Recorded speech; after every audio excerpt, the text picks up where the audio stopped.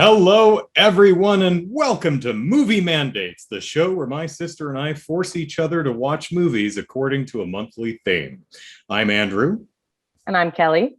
And this month's theme is / Happy Halloween. Ooh. So I mandated Kelly watch The Hills Run Red. Not Great the Western title. not the Western from 1966, the horror flick from 2009. But before we get to that, it's only fair that since I mandated today's movie, singular, only one, that Kelly gets to challenge me in a segment we call Trivial Trivia. Yes. Okay. All right. The seat is hot and I am on it. What you got? All right. Our good friend, Phil Connors, played by Bill Murray in Groundhog Day. Mm-hmm. Cursed with living the same day over and over and over and over until he apparently, got it right. How long was he in that loop, eh? Well, I asked Harold Ramis. Oh, okay. And I'll tell you what he told me. And you're going to have to take my word for it because he's dead. As of this recording, he's been dead for future recordings. Maybe he's risen. Is this what we're maybe you have a Ouija board? Yeah, did he really? If I'm not mistaken, I believe the official line is he's actually been repeating the day for thousands of years. I've seen other articles on the internet. It's like, how long would you have had to repeat how long would it take you to gain this level of competency at ice sculpture and piano and the tossing cards at a hat trick? And I don't remember what the answer there was, but I'm going to disagree with Harold Ramis, even though he's no longer here to defend himself. I think thousands of years is like silly. Definitely years, easily years, almost certainly decades. So I'd say, so let me, I haven't seen the movie in a while. So he learns the piano to a point that he seems to be playing, he's ad-libbing. He's so good that he's riffing, he's jamming. Absolutely. That's it. Unless you're just naturally inclined for that, that's at least 10 years of dedicated piano practice. In addition, he seems to have some inherent artistic ability because he does two different forms of ice sculpture. One is the ice block with the chainsaw kind of thing, but he also carves Andy McDowell's face in the side of the snow. So he seems to have some type of artistic inclination anyway. But even then, that's probably between the two another decade. The hat trick is something I think he mentions in the movie that takes a couple of months. Just practice a bunch and you'll get it. What else does he learn in the movie? Well, I mean, he learns people's schedules. I was going to say, he learns French, I think, or at least he learns another language. At least I think he learns. It's not clear if he learns a complete other language or if he just learns enough to impress people. Yeah, like he just learned this one phrase, so that's not true. So I'd say he's in there for. He repeated the day for at least 30 years. Yeah. So I'd say 30 is a couple of decades, 30 to 50 years.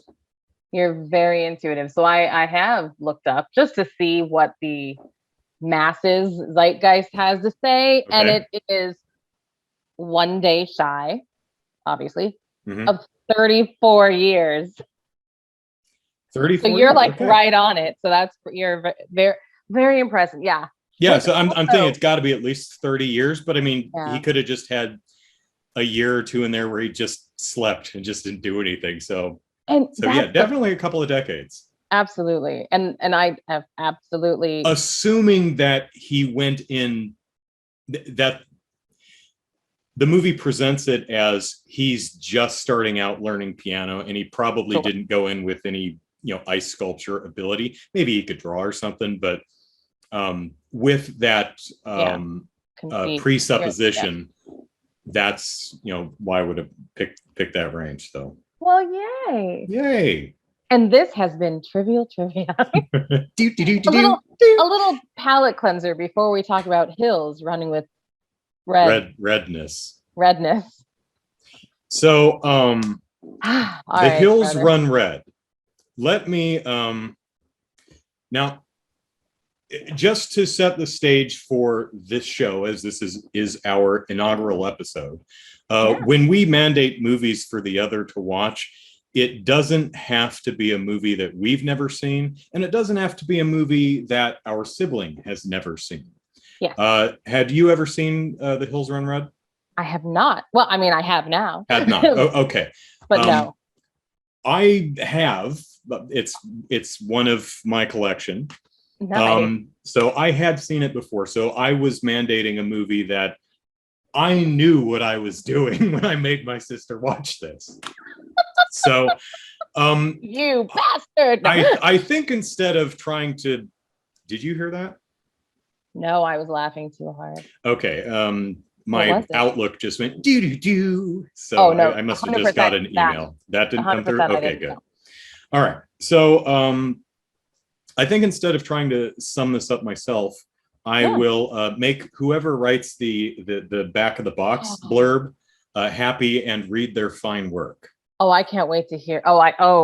So this is what it says on the back of the box in really, really small type that kind of blends into the background. So it's a little hard to read.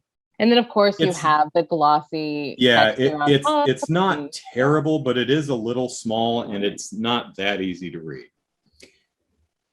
You heard the story. The one about the goriest, bloodiest splatterfest ever. The one made in the 80s, but mysteriously lost.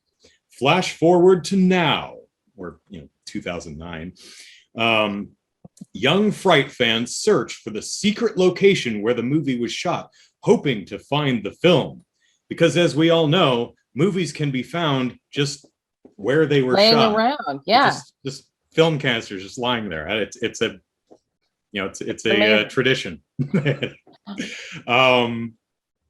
What they find is that the mysterious slasher flick is more than a movie. It's real.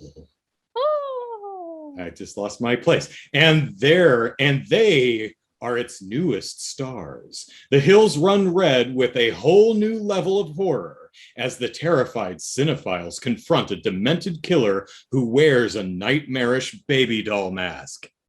Which I've seen a baby doll mask and things before, and I'm not looking up didn't Valentine have one? Happy Death Day. Happy Death Day definitely has a baby mask. Valentine has a cherubic one or something akin to a porcelain. I'm thinking of My Bloody Valentine, which is a guy which is a miner with a gas mask. But I think there is a Cupid one too. I don't remember which one that is. But you are right. But yeah, baby faces is a motif for a reason. Which is so weird because human babies are just so cute. Yeah, and then you so cute. Make them porcelain and then they're freaking terrifying. And then they poop and you want to drop kick them. But it goes on. Wait. He doesn't have children, guys. We're okay here. Yeah, well, not anymore. Wait! Babyface is just a character from the movie, right? Wrong. He's alive. He's waiting. And he's thrilled to meet fans who will die. Slowly, gruesomely, shockingly for his art. Roll camera. Okay, some notes a little long for the. Oh my gosh! I thought you were done 3 times. Yeah, it's a little long. Maybe it's like they had a dearth of special features to list and wanted to fill the space with recap. Oh wow! But as far as babyface masks, well, the poster's sitting next to us, but this is a pretty good one.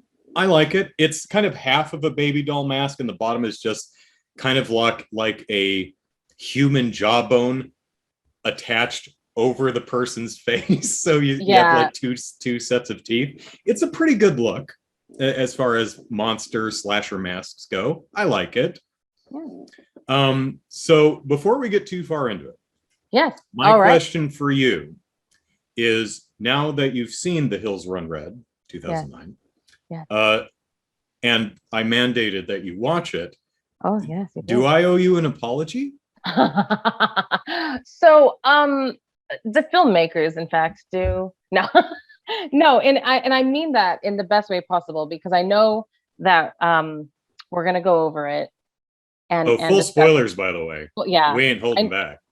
I know we're gonna go over it, and when we get there, I will tell you how it should have ended, and it would have fixed the movie. Maybe we have the same, because I see you're knowing, oh, I have an idea to fix the movie too, and like, so Git's here to fix it. Let me just tell you, this movie has some genuinely great ideas. Yes. They're not always executed well. Some of them are, it has some moments that really sing. And okay, cards on the table. Is this a good movie? No. No, it isn't. But what it is 81 minutes. Oh, you know what? Including credits. So it's a nice short movie. It's doesn't take too long. I will say that was like, as it began and I realized, oh, this is like first movie acting, which by the way, I haven't acted in a movie. So let's be fully clear, just because I can tell it's yours doesn't mean I would do any better. Okay. But you can tell. You know what? As far as the acting goes, that William Sadler is great. William Sadler's great. He's a professional. He's a veteran. He's been doing it for a long time. The kids their performances are uneven. There are moments when where it's not really great acting, but it feels very naturalistic. Yeah. And there are moments where it's very forced. Yeah. Like and some of it is the writing, but like, yes. Yeah, some of it is, for instance, like the gal in the movie who turns out to be the villain, again, spoilers. She starts out, her performance is fine, but once the turn hits, it doesn't over exaggerated. Ooh, I love being evil. Evil. Yeah. And I like the idea. It's not executed well. Part of that's the writing. Like, I can't even picture how that performance would work, so I don't blame her too much. I don't think the creative team had a full grasp of the characterizations or exactly what the story they're trying to tell is. But here's the story, because it's actually kind of a really interesting setup. As we saw at the beginning, as we saw in the back of the box. It's kind of a meta film where The Hills Have Red, or The Hills Run Red, is a movie within a movie.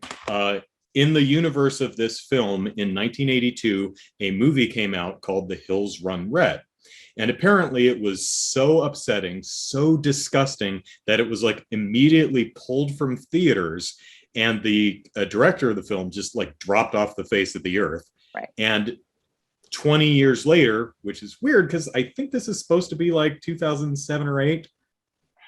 It seems like quote unquote present day for when it was shot, which is 2009 or released, I guess. So yeah. But I think they keep saying in the movie like 20 years. I'm like, no, you said 1982. That would be 2002, and this is supposed to be later than that, like maybe 25 years. But whatever, I don't care. So 25 years later. All that exists is a crappy trailer that apparently someone copied off the TV with a VHS tape, and that's been duped and put on YouTube, and just some production stills that ran in newspapers. And that's so The Hills Have Red.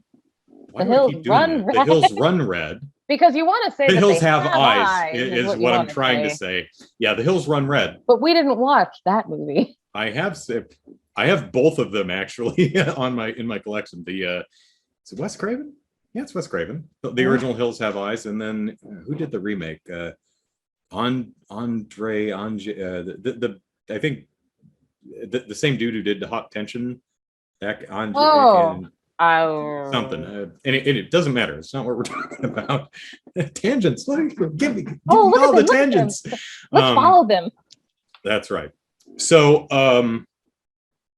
so nowadays there's only a trailer. There's a couple stills. The director's missing. No one knows who the hell was in the movie. It's kind of an urban legend. Yeah. So our main hero is probably a film student, film bro, who wants to make his bona fides by finding the hills run red, and he's going to shoot a documentary. And I actually had to really think about that because I was going to say have read. He's going to make a documentary on his investigation to finding and unearthing the film. He finds the daughter of the original director and gets her to lead him to where her home was, where the movie was shot. And he uses his girlfriend and his best friend, who are sleeping together, but that's not important. It has no bearing on the plot. So other than we need more nudity in a sex scene, I'm really not sure why that was in there. Right. And can I just say, you're glossing over a moment that is just hilarious. So best friend and girlfriend, so Lalo and Serena, best friend and girlfriend, are like watching a movie, and they're like, oh, he's late, and oh, he's so upset. They're talking about our hero being obsessed with work and staying out. And so they're just sitting there, and then all of a sudden their hands touch on the couch, and they look at each other, and they're like, and there wasn't chemistry or even a moment or anything. And I'm like, yeah, all were talking as if you've hung out before, as if you're good. Like, this is a threesome of people who work together and have been together a lot. We went from zero sexual chemistry to a sex hand scene brush with still no sexual chemistry. It was like a hand brush. And I'm like, are you telling me in all these years that you've been friends, you've never been alone and like wrists have accidentally brushed up against each other? I mean, and then it awakened something in you, and I'm like, oh, what's weird is because they're talking about the boyfriend, our lead film bro dude. They're like, he's driven, but he needs us. I'll be camera, you'll be sound. We've been on these adventures before, it's fine. He puts his hand down and it lands on hers or leg or something, and he looks at her and it's like, is this okay? And it's so completely devoid of passion and sexual chemistry that I honestly thought that he was still asking about this trip that we're going to go, this adventure that we're going, the documentary. I thought he was talking about the documentary, not can we bone? Because you touched my hand on the couch. Like, it was just, kudos for asking for consent, but man. Amen. But anyway, so picking up what he was putting down. So the other thing that's kind of weird. So he tracks down the daughter of the director of The Hills Run Red. I'm glad I have the movie case sit next to me so I can glance and get the title right. You just need to stop picking it up and putting it down because it is making a weird sound that our listeners it's because my microphone. What the heck is that? Yeah. All right. Let me set it up so you can read it. There we go. Yeah. It's out of reach now. It's gone. So looking up the daughter. The filmmaker's daughter was in the movie apparently. Yeah. When she was like young, maybe 7. I think they say something like 12, but whatever. I thought she was supposed to. Looking at her production still, I was like, she's probably supposed to be 15 or something. Okay, the production still and like who she is. The actor in the flashbacks, completely different person. Completely different person. Yeah, I was confused by that too. So and the actor who plays her in the modern day looks about 10 years younger than she really should be. Because I was expecting to see someone who'd be around my age now. Yeah. So because this is 2009. Which is why I'm aging her down. Yeah. Someone even someone who was 10 in 1982, in 2009, is going to be closer to 40 than 25 or whatever. 30. But, yeah. Either way. Doesn't matter. So anyway, he finds her. She's working at a strip club. Yes. And so he walks up to a bartender and says, "Is Alexa Concannon here?" Using, by the way, her real name at a strip club. And then the bartender's like, "Oh, that's her over there." And you're just supposed to be like, of course, that works every time. I mean, not my area of expertise, but I would assume that most dancers use some sort of, I would assume most use a stage name, and that the person manning the bar has no idea what anyone's name is, or at least what their real name is. Or he's going to give away one of the girls, Or he's going to point them out anyway, especially if he's asking for the real name. It's like, if you ask where Sapphire Star. Okay, that's a superhero, well, supervillain, but Sapphire Star is she's a pink lantern. She's one of the emotion lanterns. She's is it Hal Jordan and her, I think, used to date, and they had a bad breakup. It's something like that. But anyway, so he gets a private dance, and he's like, "Hey, I want to talk to you about the film, and I'm doing this documentary thing." So they meet back at her hotel room. And then there's a weird montage between the best friend and the girlfriend having sex, and those two detoxing, right? So because he essentially ties her to the bed because she's a heroin user. And by the way, and this is very sweet, that actress obviously has no idea how to shoot, like, what heroin does to you, how to shoot it. Or apparently anyone in the crew. I don't think anyone actually know how heroin works. Good job. No, nobody. Like, something about spoons. I'm proud of you for not knowing. Good job. Yeah, like, no one on the crew knew. I don't know. I have no idea. So I've never done it. But what I'm pretty sure about is it's not that. I'm pretty sure that whatever heroin is, just tying someone to a bed if you go off of heroin for 3 days, you're completely clean. Right. I'm pretty sure it doesn't work like that. And so nice and thankful, and like, I'm willing to now do anything for you because you held my hair back. Yeah, because I vomited. Yeah, he ties her to the bed and dumps all her drugs, and it's like, okay, we're sitting here until you're clean. It's like, what? Yeah. And this doesn't factor into the movie at all. This is not important. Clean? Yeah, no, this whole side plot could have informed the plot, but doesn't. It really comes out of nowhere and doesn't affect anything. I'm going to bring it back up later, but yes, let's move forward. Okay. So the kids all pile into the car, and they go out into the middle of the woods, where the home, their home, they shot it around their home in the middle of the woods. So they're going to drive out in the middle of nowhere and backpack to the home and see if there's some film canisters hiding in, like, the attic or the basement or the garage, or see if we can find the film. Maybe we can find a few of the shooting locations. Right? Right. Okay. So they're walking through the woods. So the killer in the movie is Babyface, that babyface, doll-faced thing on the cover. Yeah. And one nice thing about the pacing is they're into the woods about 20 minutes into the movie. So that's nice. It goes at a clip. Yeah. It happily trudges along, even though they stop for some sex and vomit. Yeah. So yes. So the first thing that happens, the movie has a pretty good twist. Unfortunately, the movie gives it away immediately. So the twist of the movie, which we're going to spoil right now, is Alexa, the daughter of the filmmaker. He's still alive, and they're still making movies, and our heroes are the subjects of a new slasher flick. So she's leading them to their doom. and they're being filmed the entire time as part of a new movie.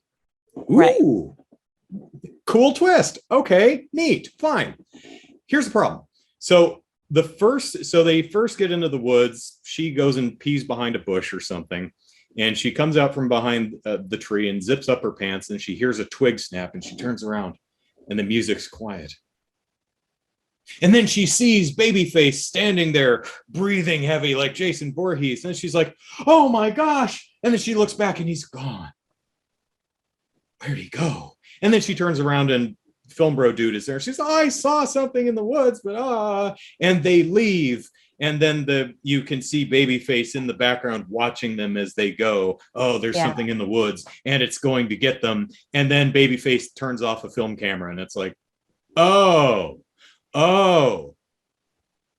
probably should have saved that for like a third act reveal. Right. It's a good twist. I like that. They give it away 20 minutes into the movie, though. Yeah. So, it's pretty quick. So there's a moment coming up. So the next moment that happens, so she's like, oh, it's so scary here. And, Film Bro Dude, whose name is Tyler, but I kind of like Film Bro Dude better. The other one's Laszlo or something like that. Lalo, yeah. Who he was. The best thing about the movie at when the moments he was good. Yes. Okay. He's got some shaky moments, but he's got some great moments too. He can hit some. He needs to work on others. Okay. Anyways, so they're sitting down by a fire and they're going to spend the night because apparently the hike from car to home is an overnight adventure. Are you telling me there is no road that goes there that can get there other than that? I mean, she's setting this whole thing up, so I'll forgive that, especially the fact that we find out in about 15 minutes that they are literally 500 feet from the house. True. They didn't need to stop and camp here. They could. It's over there. Very fair. Very fair. But they're setting this up, so that makes sense.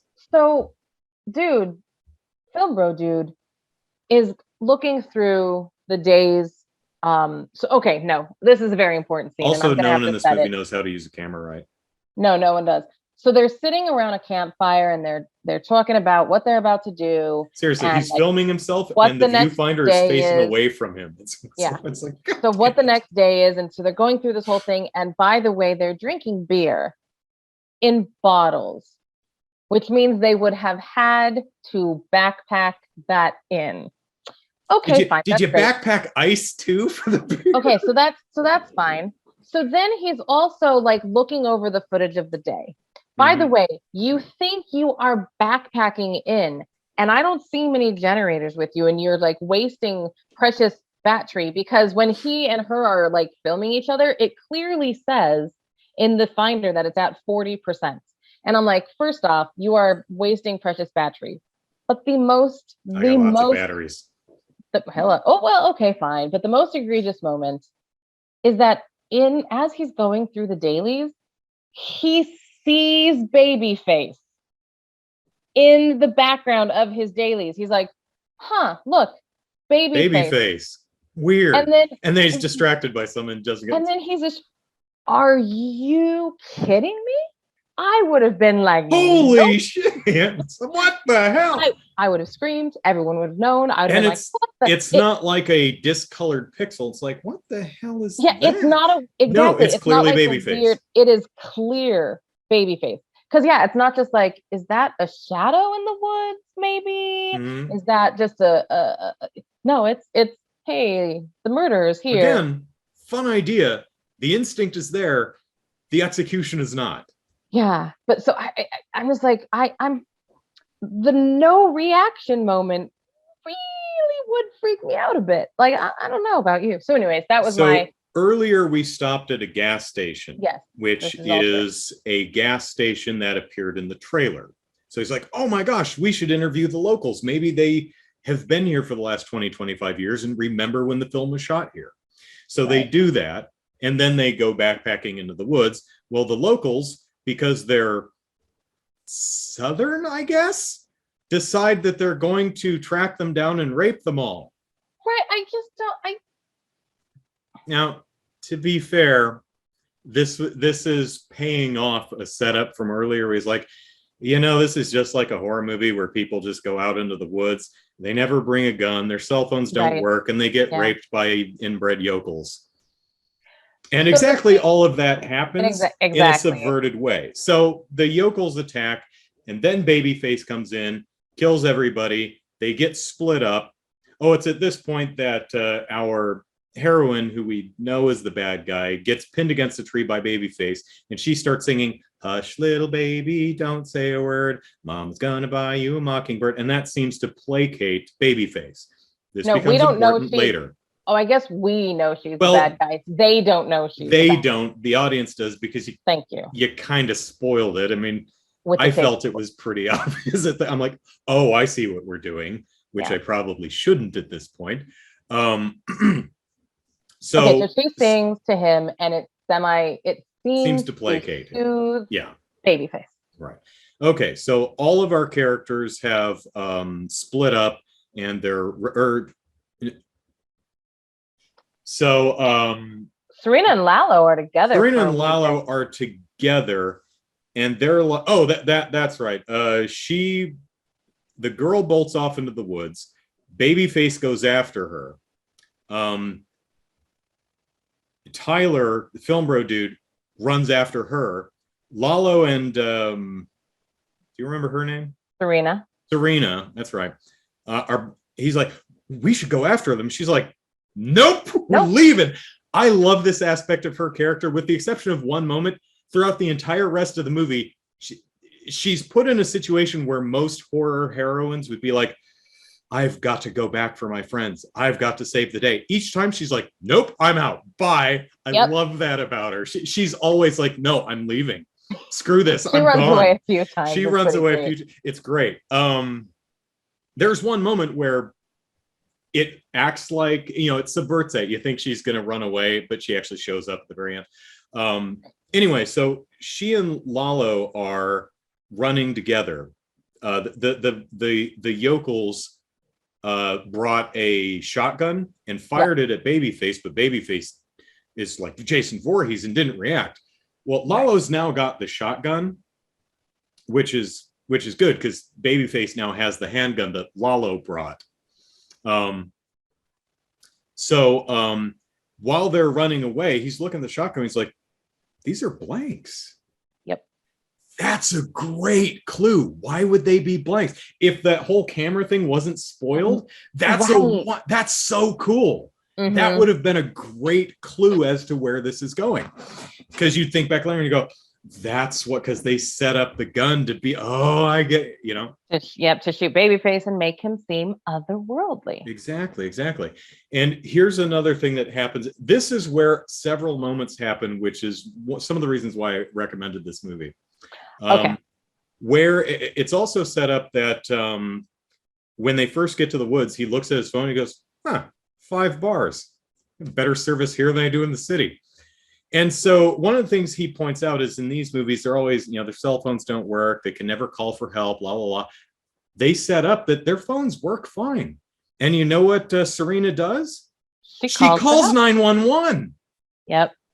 And it's like, cool. And now here's the genuinely brilliant part. 911, she's like, there's a killer and he's trying to kill us because he's a killer. Help, please. And she's like, okay, remain calm. Tell us where you are.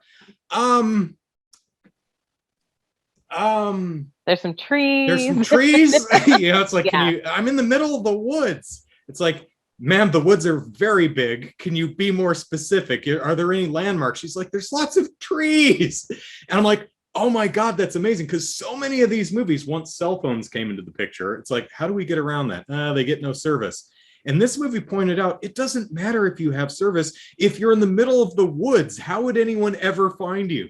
Exactly. That is so wonderful. I love that. The next great bit happens when Babyface shows up with his pickaxe, and Lalo, the shotgun's useless because it's all blank. So Lalo has he's dual wielding flares.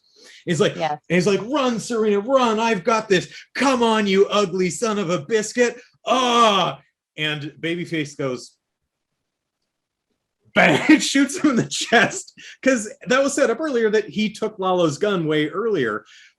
But that's so unexpected for the mute invincible slasher who's standing there with the pickaxe to just go, no, I'm bang, gonna shoot you. just shoots him. Right. And so then it gets even better. Okay, go. So Serena is hiding behind a tree. So a couple scenes later, Serena, she's run away. She's hiding behind a tree when her phone rings. And she pulls it out of her pocket, and it's Lalo. I know. And Babyface starts shooting at her because he used Lalo's phone to call her to figure out where the hell she was. That's brilliant. Genius. That was really I love that. And that's why I recommended this movie, because it has a bunch of really great little moments like that I'm like, oh my God, because he's standing there with the phone. He's like, where the hell is she? I'll just call her. There she is. Bang, bang, bang. I'm like, oh, that is so good. Yeah, I thought that was very funny. So meanwhile, while Lalo and Serena are being chased, our Tyler, film bro dude. I'm sorry, I'm like, what the heck? I don't know what I was about to call it, but it wasn't that. So film bro dude finds the house. So he finds the house, which as we pointed out is like maybe 1,000 feet away from the campsite. It's really, really close. Just over the hill right there. Which if presented properly, could have been just another one of those, like the blanks in the shotgun. Could have been it was right there. It was right here. Why did we stop to camp? Didn't she know it was right? So weird. Yeah, they did not. That was the things that were good. They needed to lean into that. But yeah. So anyways, he's in the house, and he finds, so first off, he is the worst. Like, he doesn't look where he's going. He runs into at least 42 things. If he doesn't know how to open a window. He was pushing on the upper part of the window that doesn't move. Oh my God. Like it's a dual pane window that slides like this. He was pushing on this part at first. And I'm like, is that a character moment? That had to have been like a character moment that they're like, okay, that's funny. Let's just do that. I don't know. Or if the actor that had to have been intentional. But like, the actor's a dipshit. I don't know. Well, so he has the camera and he's filming, and he's like turning around to film like the scary weirdness of the house. Ooh, it's old and there's red wallpaper that's faded, and so he's panning with his camera and looking, and yet at the same time backing up and walking around, and running into so much. He bumps into a couch and like a stuffed head on a wall. And they make a lot of noises, but it's like, okay, B&E, not your bag, buddy. And like, you see it happening, like you're like, why is he walking backwards? And especially if you do it once, you're like, okay, maybe stand still, or look where you're going. There's that too. Like, maybe get a lay of the room and then go, okay, I shall now film this room. So anyways, that's what he was doing. So he's sneaking around in the house, and he finds a darkroom, a photography darkroom with strips of film hanging and drying. And he's like, what is this? Maybe it's The Hills Run Red. And he looks through it, and oh my gosh, that's me and Alexa at the strip club that first night. And he grabs another one. Oh my gosh, that's us in the woods. This is where you do the reveal. How impactful would that have been? That's true though. But the thing is that they do, quote unquote, do the reveal at this time, because they do a montage of her, like all the things that he's seeing on the reel. They're like, remember when she says, oh, they're always watching us in the and there's a shot of her like slipping money to the yokels at the gas station to like come menace them to come down to be. And so it does that montage, and I was like, but we know this. We have known this. We have known this for a while. So like, they treated that could have been so effective. They treated it like a reveal, but it it wasn't. Yeah. It's a shame. Again, that would have worked as a pretty great reveal, I think. You know, Yeah. you have these little breadcrumbs, like why is the shotgun full of blanks? Why did she have us camp 1,000 feet away from the house when we were within walking distance of it? Oh my gosh, Yeah. they've been filming us the entire time. Does she In know? Yeah, because that's the other thing. At this point, you semi don't know if she's a if victim she's in on it, right? or if she's in on it. Like, you're not quite sure, even though, because you can assume, like, even though she gave money to the locals and they show that it was blanks, so you can almost think that she was. Does the montage happen right there? The bit where it shows her stuff and the money, or does that come later after her reveal? Oh, that might have been later. That might come later. Throughout the movie, every time they find, like, oh, this is a location from that spot in the trailer. Oh, here's the gas station. We saw it in a production still. Oh, I recognize this tree. This is from that point in the trailer with the woman hanging from the tree. They do this flashback thing where I'm not sure what they're going for. If they're going for this was her perception of the scene being filmed, or if it's supposed to be the full scene from the movie, or if it's supposed to be part of the trailer. I don't think the creative team actually knows either. But it's shot in. Go ahead. No, well, please finish your sentence, because I think you'll just say it. It's shot in a way that convinces me that she's culpable for the whole thing. You know? The way it came off to me is her memory of the event. Yes, yeah, that's exactly her point of view. Is what they were going for. That's right. That's my interpretation, is that it wasn't what the camera was showing. It was where she was standing and what she witnessed. Yeah, but it's but it is shot in a weird way. It's shot in a weird way where it's like, wait a minute, is this her perception of what happened? Yeah. Or is this supposed to be actual scene from the movie that she saw? You know, it's not quite clear. I think it's supposed to be her, kind of dredging up repressed memories of her experience on set while this was being filmed. Is what I saw real or not? That kind of thing. Also, she talks about the actor who played Babyface. He was a mentally challenged gentleman. So the movie is trying to set up that Babyface is a person who just didn't understand that they were in a movie. And so the Babyface that's stalking us now might be the same person who just doesn't realize that this isn't a movie, over. Right? Yeah. And that's a neat idea, that there's this person wandering around who just has no concept of reality and is just doing what he was directed to do 20 some years ago still, except they spoil that like 20 minutes into the movie with him turning off the camera. So I mean, you can still at this point kind of figure that this is a person who doesn't understand what they're doing. But it still feels like, again, they still ruined the twist. They do. So many times. Yeah. So Lalo and Travis Kyle, Film Bro Dude, Tyler. Film Bro Dude Tyler. Film Bro Dude Tyler. The director is played by William Sadler, baby. Sadler, who they have old interview footage of him, ostensibly from around the same time that The Hills Run Red actually came out in like the 80s.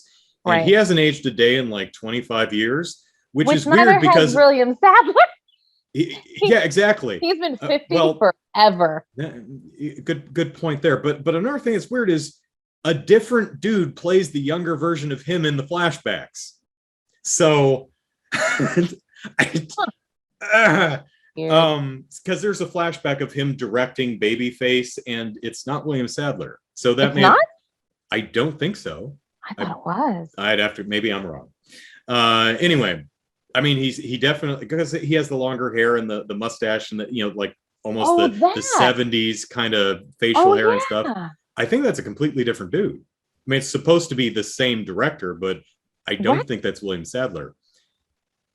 And if it is, how come they didn't put him in the same facial hair for his sit-down interview? But whatever. Right, so, because he would be that. You know what? Now that you say that, I forgot all about that moment, because I guess since it wasn't him, I didn't hold on to it. So anyway, William Sadler is the director. He's alive and well. And he comes out of the dark. And he comes out of the dark, and he ties Tyler to a chair, and he tells him that I am an artiste, and I make movies. Hardcore, real method acting kind of crap, right? Yes. Meanwhile, Lalo and Serena were kidnapped by Baby. They're still alive. They were kidnapped by Babyface. Lalo's not looking so good. Lalo's stripped down to his undies and is put in some type of metal corset thing. Was it metal, or was it like?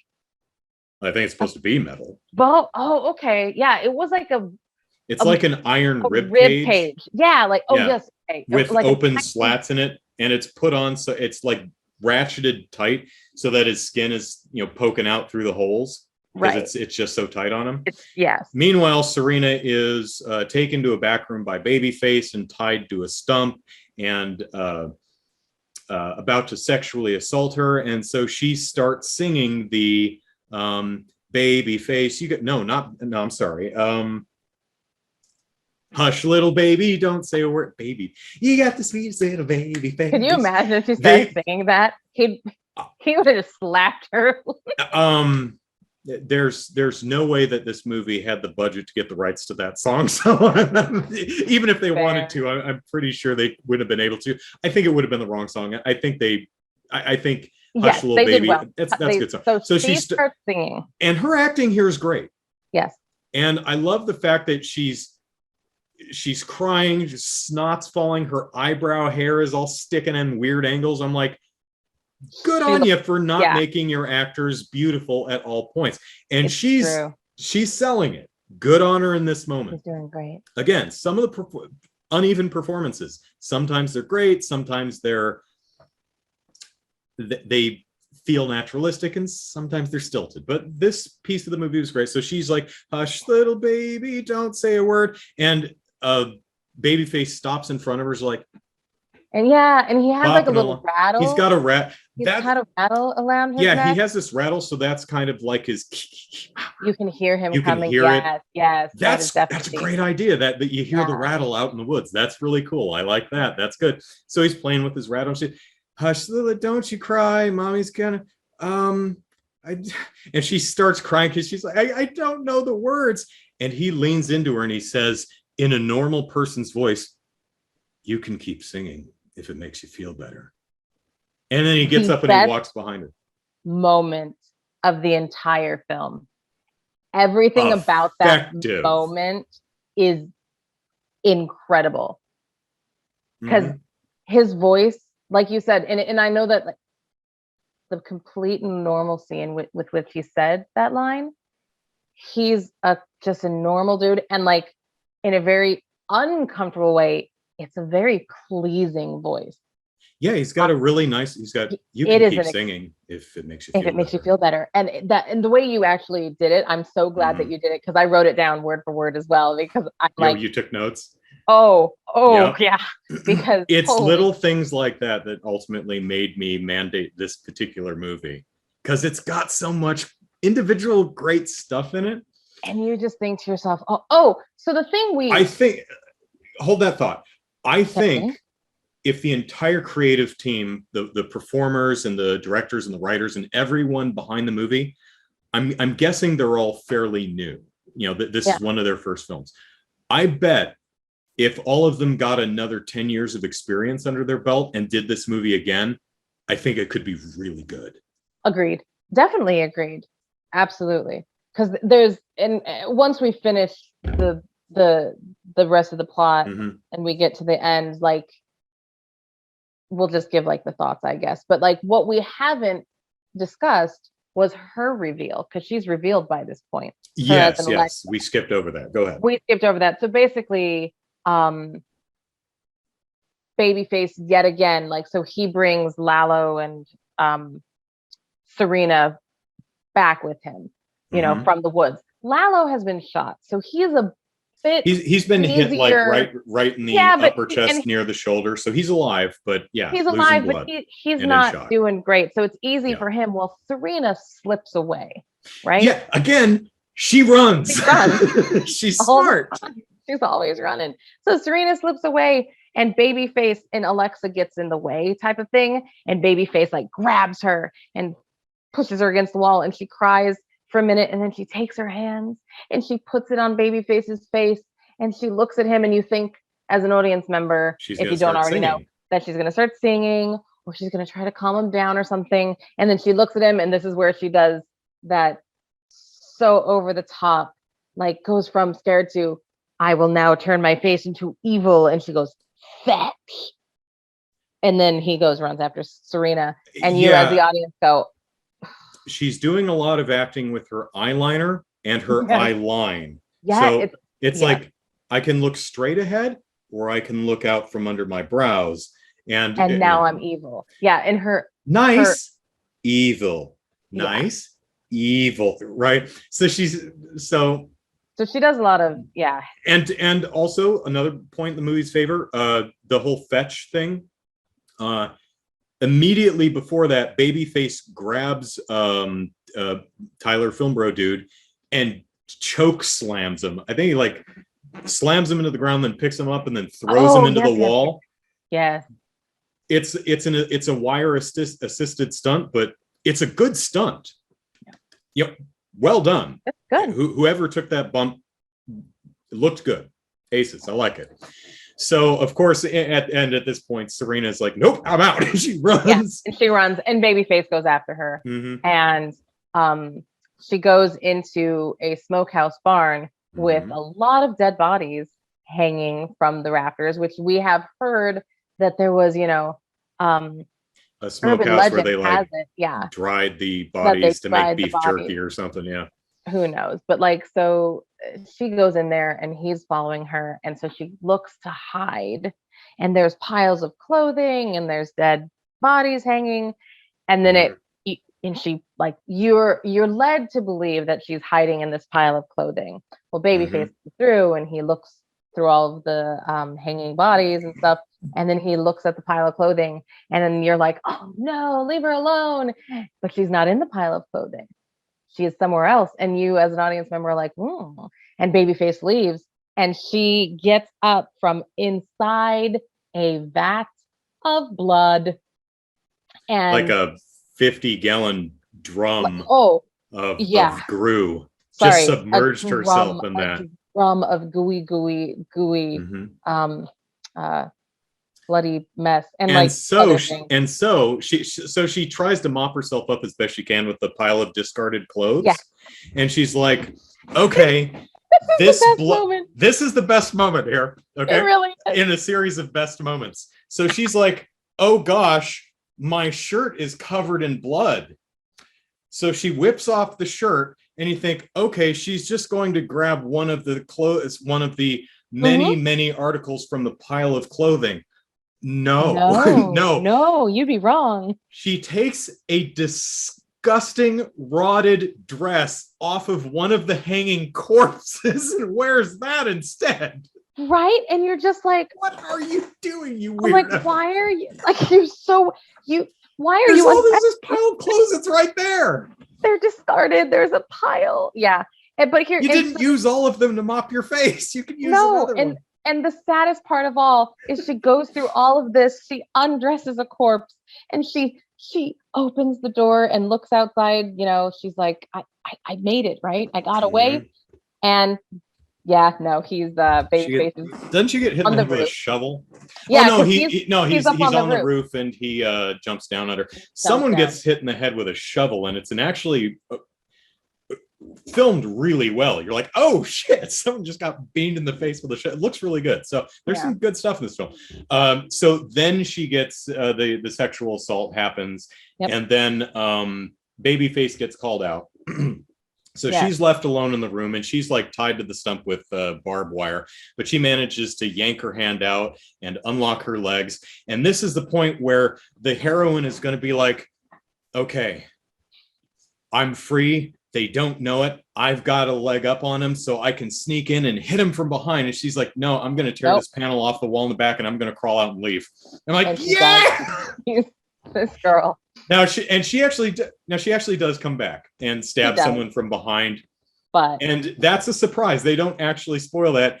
If this is your first time watching the movie, you're like, yeah, she's out. This is what she's done throughout the entire movie. She keeps leaving. And I love that about her, but she does come back. So the main conflict is happening in the other room. William Sadler has Tyler, film bro dude, strapped to a chair. Like a wheelchair or something. Wheelchair. Brings him around. Yeah, I think so. And he's brought him to set where Lalo is, he's got that metal corset and he's against a background kind of thing. And his daughter is like, no, I've got a vision. I want to do what you do, Daddy. I want to direct. And there's this, it's executed poorly, but I love the idea that her father, the filmmaker, is like, she's a wonderful actor, but if there's one thing I can't stand, it's actors who think they can direct. I think there's a lot of comedy gold to mine here, and the writing just isn't there to support it. But I think the idea is really funny that he loves his baby girl. She's a fantastic actor. She's constantly able to lure these dipshit kids into here. Oh, look how good she's so committed to the role. And she's like, but I want to direct. Oh, that's so funny. I feel they don't capitalize on that, though. I don't think they realize how damn funny that idea is. It's thrown away very quickly, and it really shouldn't be. So go ahead and take us through the rest of the movie, and then we'll talk about why thematically it doesn't work and what they could have possibly done to make it work. Excellent. So Tyler Film Bro Dude does exactly what a cliche, like what you should do in the situation. And he starts telling William Sadler, you're an archer. You're amazing. Don't hurt my friend. Don't hurt my friend, because your film should be shown to the masses. This is great. And William Sadler is walking over there, listening to him, and gets in his face. I can do this for you. Yeah, I can. Film school dipshit who has no credits. Yeah, right. But you have to try. Exactly. His friend's being tortured. Right. Yeah. And of course, William Sadler is like, basically does not fall for it. I forget what he says. It's not the best line of the movie, which is the one I wrote down. William Sadler basically says, you think I'm going to fall for that kind of a blah, blah, blah. Lalo does get killed. And then you learn at this point through a series of, grappling moments that there's some tussling. There's some tussling. So Babyface is the son of Alexa and William Sadler, her father. And they say that she had him at 13.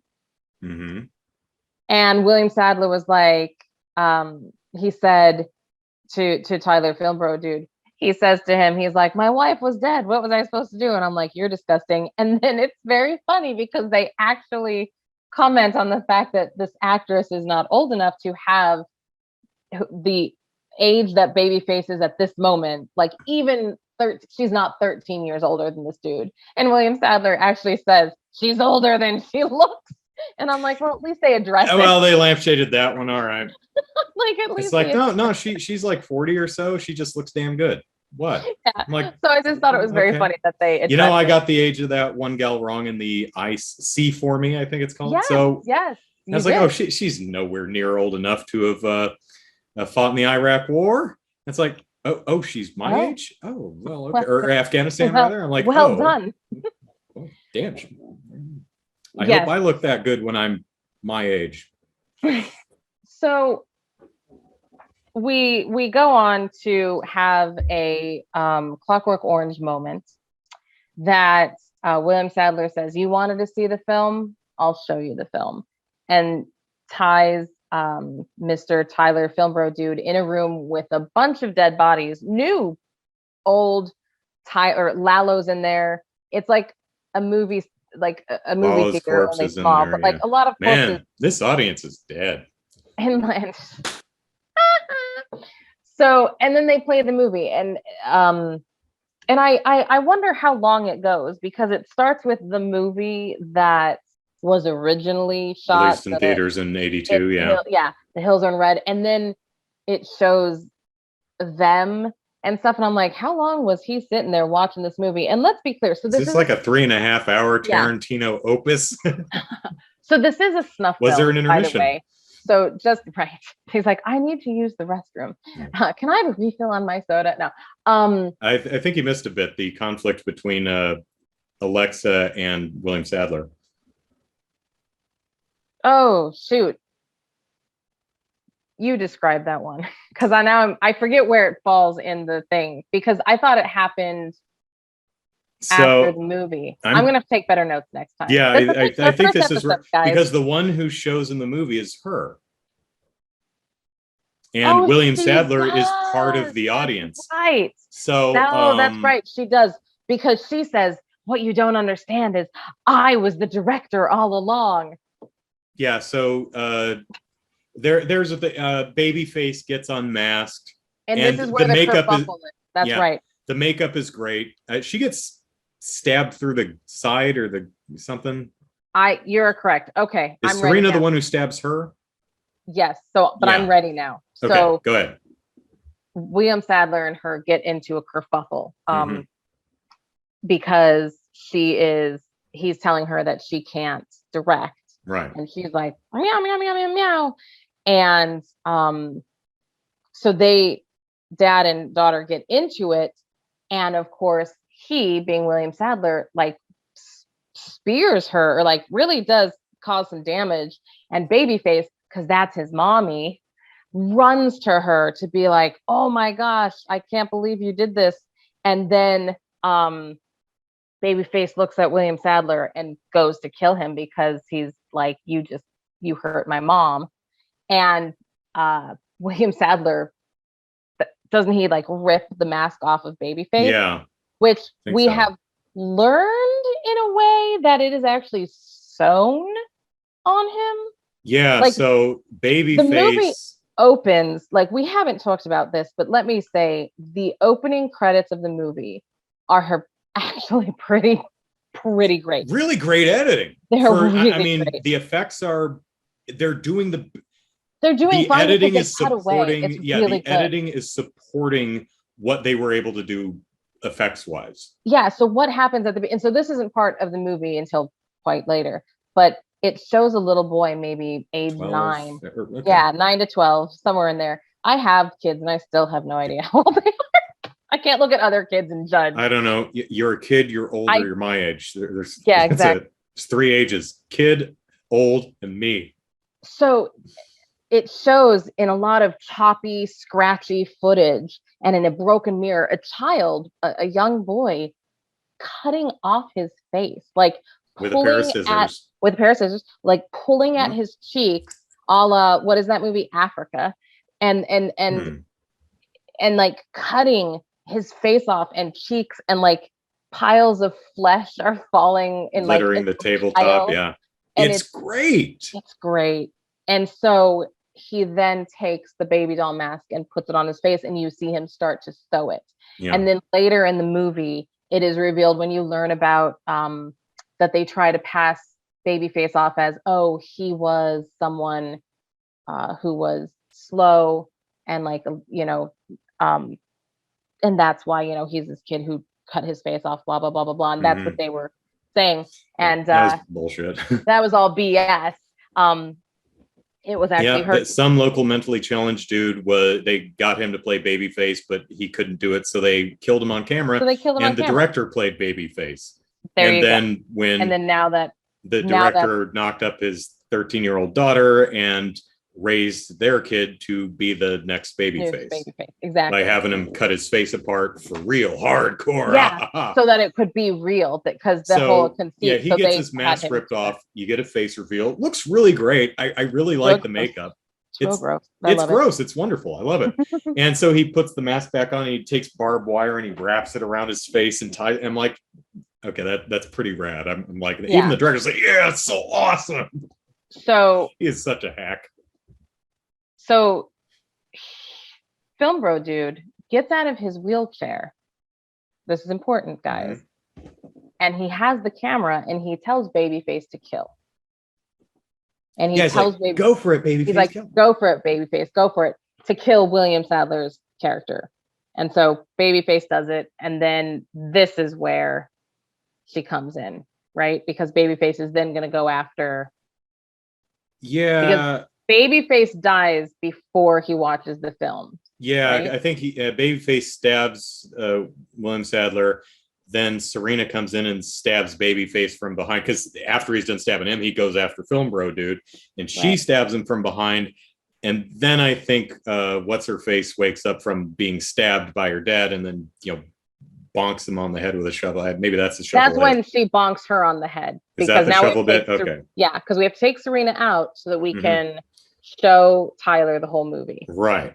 So they show Tyler the movie, and by the way, so he's watching it, and William Sadler's corpse is part of the dead audience, along with Lalo and some. Right. And the thing that I find the most humorous about this moment in time is that they show you what he's watching, only in a montage version, but so ostensibly The Hills Run Red, the movie within the movie, is a snuff film, if you didn't pick up on that by this time. Yeah. However, it is such a bad snuff film because none of the deaths are on camera. And it's so funny because when he sees the first death, which is shown to him, is the death of the original baby doll face, or whatever his name is. Yeah.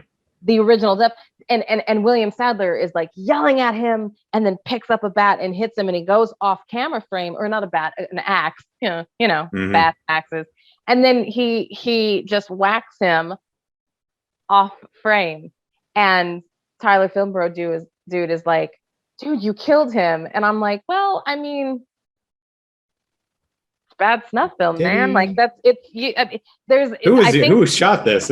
Well, he wasn't behind the camera. He had to walk in front of the camera. He wasn't. So there was no man in the camera. You could tell that at this point in the filmmaking that they're like, we have no money left. Tyler Film Bro Dude, he's in the closing moments of the movie watching the film. Is he like impaled or sitting on a knife or slowly bleeding to death? Because she says something like, enjoy it for as long as you live, implying like, did you slit his wrists? Is he slowly bleeding? I think he is, because when they pan out and he's laughing, like, so it ends with him like hysterically laughing at, which is supposed to be haunting, but it's just kind of silly. Doesn't quite work. Silly. And it does look like he's in pain, and it looks like blood is pouring from him, because it looks like there's blood I'm not sure why. I don't know if he's sitting on a machete or what. I don't know. But he's obviously not long for Not long for this world. Okay, mid-credit scene. Oh, shit. Oh, did you turn it off? Did you not see the mid-credit scene? In fact, I did not. Oh. The credits started and I was like, I made like Serena and I left. I did. Oh, shit. So maybe I don't need to fix anything. Maybe it fit. Okay. So, brother, describe this mid-credit scene that we didn't watch on this side. Serena is alive. She is chained in a room, and she is pregnant with Babyface's child.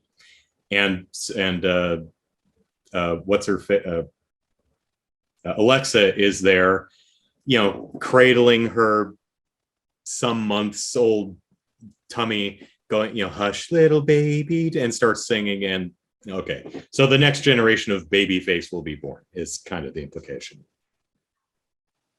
I did not realize that the act actually occurred.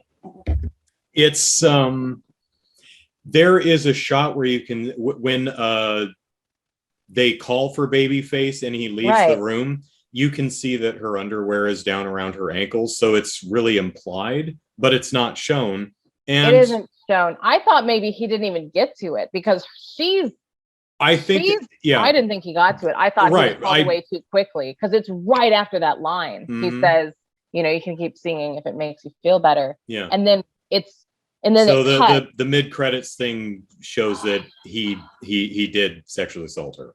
Apparently. So, yeah. Well. Okay. So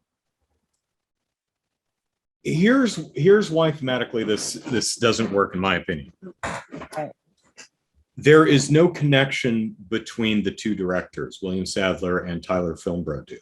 And I think you need William Sadler to be the dark reflection of Tyler Filmbrodu. Yeah, because otherwise we're not saying anything, especially in a movie about filmmakers and directors and art, right? It should, especially with this film's denouement, it ending with him watching the art, the work that he participated in, that his actions brought into being, and just losing his shit and laughing doesn't land. No. Because there's no connection here. And what I mean by that is, I think what would have helped is if this movie portrayed Tyler Filmbrodu as a guy who would do anything for art, anything for his movie, and even going, you know, clearly going to some place like, oh, like maybe stealing stuff or a little light B&E or hurting animals or something like that, you know? And then you contrast that with William Sadler, who goes, you know, the full gory Monty, you know, with snuff. Right. And William Sadler is the end point of that path that you're traveling down, you know? So this needed to be kind of a Tales from the Crypt comeuppance type of ending. You know, you did this to this is the ultimate result of what you were going for. You should have listened to the signs. You should have listened to your friends. His girlfriend and friend cheating on him, that doesn't factor into anything. Him forcibly. And he, by the way, he finds out in the middle of the movie when they're camping because like they're sleeping and like she rolls over and spoons Lalo, or Lalo rolls over and spoons her, and he says like to Alexa, he's like, I'm not surprised. I'm like, okay, well, what's the point then? Oh my gosh. Okay, anyways, please continue. Yeah, I think because that confrontation between, you know, him and Sadler at the end of the movie where he's tied to a chair, he needs to be confronted. This is going to sound arty-farty crap, but he needs to be confronted not just with the villain of a slasher movie. William Sadler needs to be a mirror. He needs to be confronted with himself. Like I said, he needs to be his dark reflection, even if it's too late for him to figure out that he's gone down the wrong path. See, now that was my fix. So to me, when he picked up the camera and looked at Babyface and said, kill, kill, I was like, okay, you've redeemed yourself. As in, he now sees the beauty, quote unquote, I mean, in what Sadler was trying to do. And I was almost expecting, I truly was expecting him to be like, I'm going to continue this work. This is, he is a genius. And now I got this. That's another way you could have, boy, that's cynical as shit. And I kind of like it. Thank you. It's the gift. Yeah. The way it's portrayed is he's just trying to get out of a bad situation by manipulating a villain to. That's all he's doing. Yes, that's what he's doing. But I thought he was going to figure out because it started as manipulation, and I'm like, oh, he's going to realize that he's going to start directing the murder. But a different direction. You're right. Another direction could have been if he became a true believer.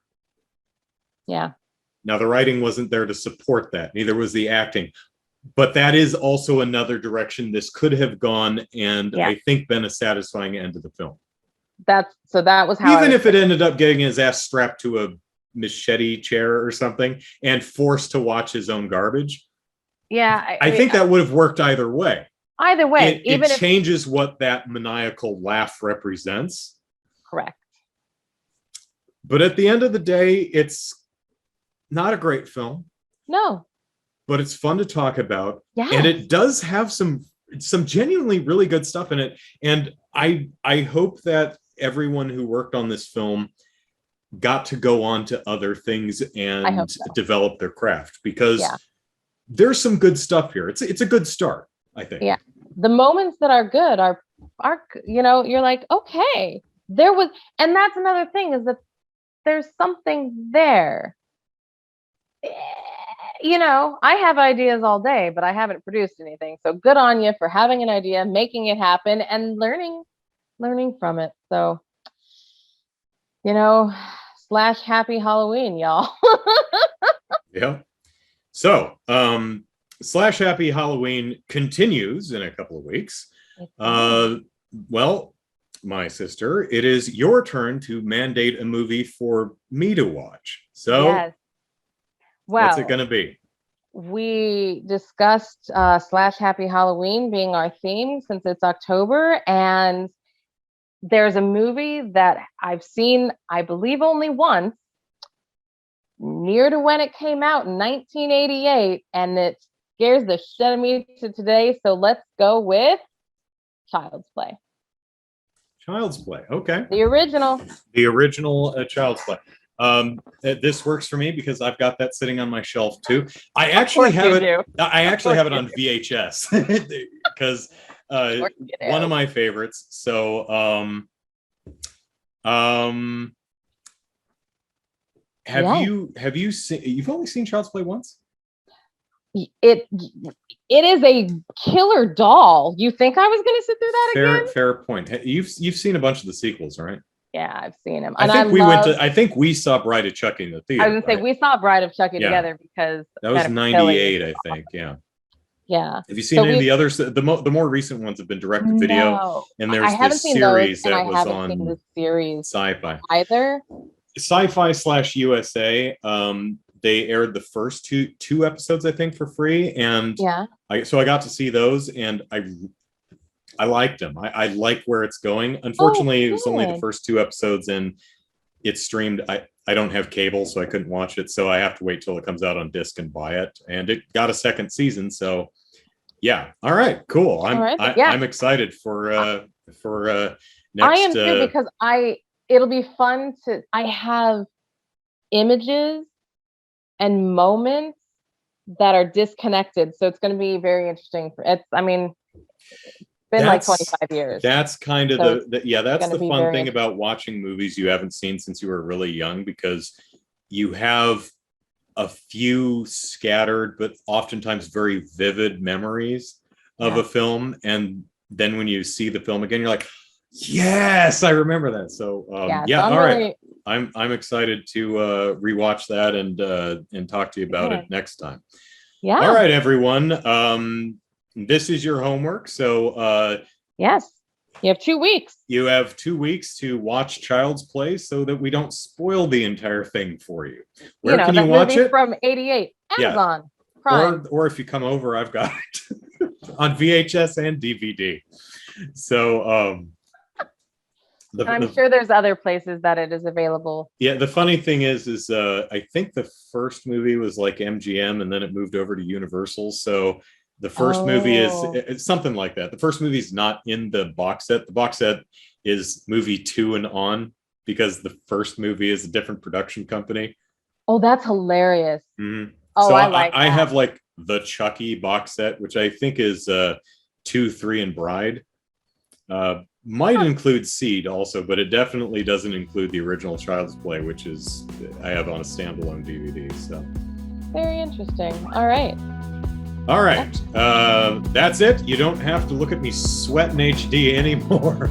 No, you don't. And if you're listening, you never had to watch it in the first place. That's right. So I hope you've all enjoyed the inaugural episode of Movie Mandates. We will see you back with another mandated movie. Bye, everyone. Bye-bye.